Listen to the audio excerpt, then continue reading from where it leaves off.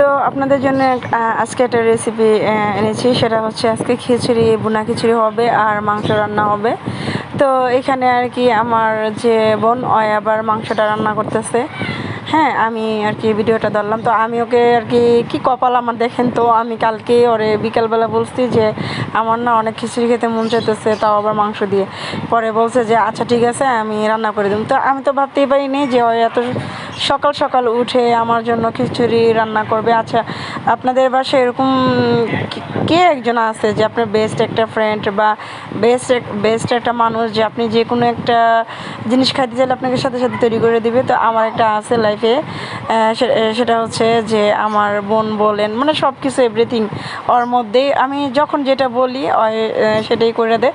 তো যাই হোক ভাই, এগুলো কপাল লাগে, কপাল সবই কপাল। তো যাই হোক, এখানে ভুনা খিচুড়িটা রান্না করা হইতেছে, এই যে সব কিছু একসাথে দিয়ে এই যে খিচুড়িটা নাড়তেছে। আর এখানে হচ্ছে মাংসের মধ্যে আমি বলছি দেখ আলু দে, আলু না দিলে কিন্তু আমি খাইতেই পারবো না। পরে যে আলু দিছে আর আমাকে বলতেছে যে আলু খেয়ে খেয়ে তো আলুর মতো মোটা হইতেছিস।